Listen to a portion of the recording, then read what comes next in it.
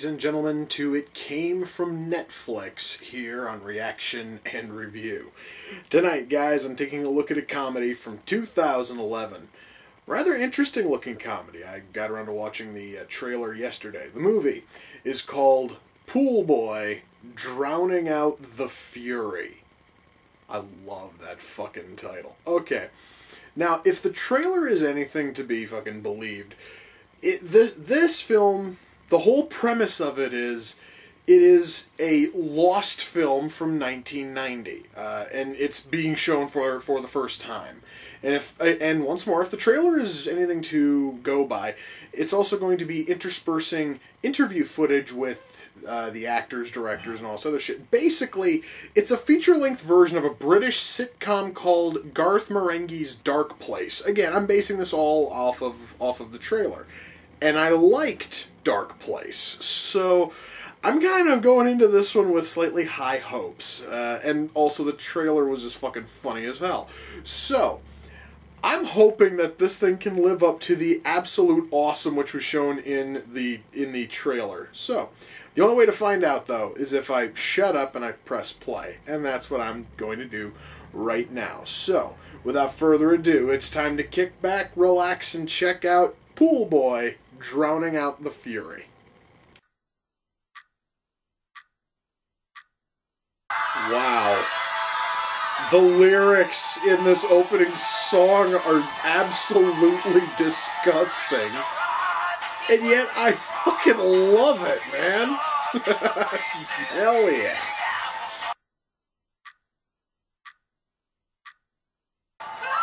You know, folks, in many cases, I could have sworn that when a soldier dies, you're supposed to give their widow a flag, not their fucking severed arm, because it was the only thing which was not totally destroyed in the fucking explosion. Still, though, really fucking funny, man. I'm loving this so far.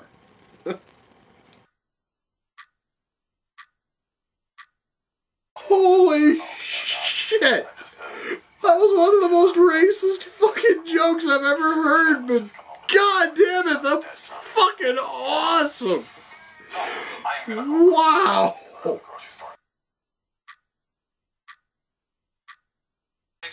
Wow. Well, the studio did ask for more fucking gratuitous nudity. Well, he sure as shit gave it to him.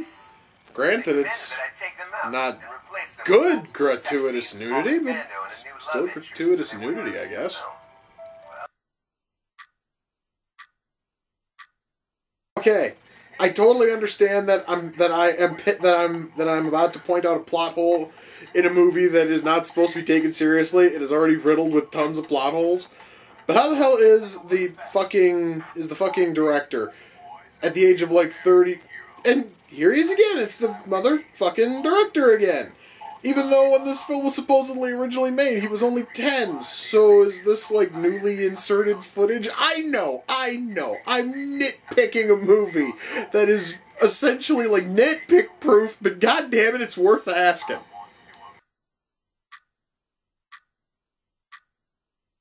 Okay, so they actually do happen to explain that all of that footage I was just nitpicking about was filmed a week ago. Okay. Wow. I actually find something to fucking nitpick. This movie actually goes out of its way to fucking explain it. I love that.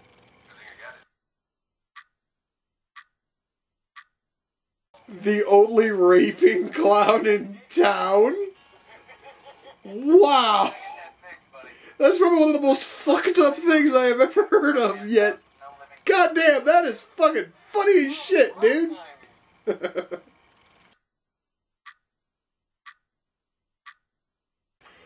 Well, folks, that was Poolboy, Drowning Out the Fury. Let me get this thing shut off here. So, you know, this actually was a pretty good movie, but before I get into the actual review, I have to say that I can't really do my normal thing, because unlike a lot of films that I have covered where the film is just shit because, well, the people who made it didn't know what the fuck they were doing, This film was intentionally done to look like shit. So, if I were to comment about the god-awful, and I mean god-awful dialogue, like dialogue looping, which was so obviously poorly done, it makes it funny. The fact that there's boom mics seen everywhere, again, I mean, all of this is done absolutely on purpose. So I can't even look at them as negatives. I have to look at them as positives because they were doing it on purpose to make this thing look like an absolutely horrific film, and they succeeded. Now, I can talk about the writing, though, and you guys have probably noticed, I was laughing my ass off through most of this, and it's because the movie itself is really, really funny. But what you might not have noticed, because I know I cut a lot of this stuff out, is that this film is not totally solid. The writing does have some major issues. I can sum it up like this. All the way up to about like the halfway point, the movie is absolutely hilarious, and it is just picture perfect awesome. Then we get to a scene where our director comes in. He talks about how how the studio would not have banned the film if there was more gratuitous nudity. And so he perfectly obliged them, and he shows all of these deleted scenes. Okay, that's totally cool. It all kind of ties in. But then he goes, and right here is just some random fucking sex scenes. Why? Because I wanted to fuck hookers. So it's just random, like, sex scenes of him in various costumes having sex with what look to be a bunch of hookers. So, and that feels completely, like, out of place, and it brings the film to an absolute screaming halt. And it then takes a while for the film to build up to go and build up steam and start being really funny again. And then the ending comes in, and all of a sudden our lead is killed, and his stand-in is drug away because he is not a fucking SAG actor. And so the director had to come in again, probably about like a week ago, since the film was supposedly made in 1990, to give you the ending, which was completely fucking deserved. And then it's found out that the lead actually was not killed, but he faked his death. He came to film the ending, which makes me wonder why they didn't go back and film the other scenes. It's one of those weird things, and the ending is a complete letdown. It really is just not, it's just not that funny. It is like the ending is just so weak compared to the rest of the film that really it is the ending which is the one thing I think is going to just drive people away from this film, which is a crying shame, because about 3/4 of it is just some of the funniest shit you could possibly see. Now, I do have to warn that this film is ridiculously racist. I mean, it was done purposely as one of those like 80s style action films where the enemies are all where the villains are all Mexican or they're all Asian, and it's just basically glorified hate crimes for 90 minutes. That was sort of what they were trying to parody here, and it worked. In fact, this film is basically a loving send-up to basically any film in the 1980s which starred people like Schwarzenegger, Stallone, Chuck Norris, so on and so forth. All those sorts of action films where it was like one guy on a fucking mission to kill everything in sight that was part of the mafia or was part of the fucking, like this or that. And it works. Now, I know that some people are not in any way jazzed by racial humor, and you're not going to find it funny. So with that in mind, I do have to warn that yes, this film is ridiculously racist, especially against Mexicans. So if you find that to be a huge issue, be it basically on ethical grounds or personal reasons, that's totally cool. Because you're probably not going to want to watch this. Then I'm just giving you a fair warning, right up front. So. However, though, if you are a little bit looser with your humor and you can laugh at damn near anything, you will love this. I'm just trying to think if there's anything else that is worth mentioning. However, though, but almost any problem I could have involving, like characters, effects are all done purposely cheesy, which certainly helps add to the flavor of this. Now, I mentioned at the start of this that the trailer made it seem to be a lot like Dark Place, a very funny British sitcom, very short-lived British, actually it wasn't even a sitcom, it was just a British comedy, which also was taking a lost television show in the case of Dark Place, and showing you clips of each episode while talking with the actors and the director and everything else, talking about what was their motivation.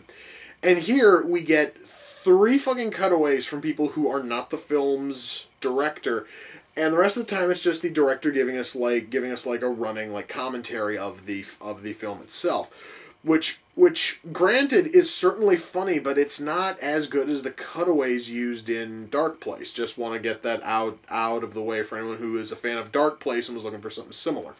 This is certainly similar, but it's not as good as that show. Now, I think I know how we could have fixed a lot of these problems. I think it would have been, instead of giving us the full lost film and just leaving it at that, I think it would have been better if we'd have seen less of the film itself and just turn this thing into a huge documentary style film, which talks about the making of both of the Poolboy films, because the whole story behind this is that Poolboy Drowning Out of Fury is the sequel. The first one was lost when it was fucking harpooned on the way to the Cannes Film Festival, and only a single scene remained, which apparently was spliced into Poolboy 2. So instead of just showing us Poolboy 2 and then having a handful of cutaways, it would have been better if it were focused entirely on the cast and the actors, and then you get to see a handful of these scenes. You get to actually see a lot of the more racial humor and a lot of the funnier bits, and it would have cut the entire middle section where it's just, and here's me fucking hookers.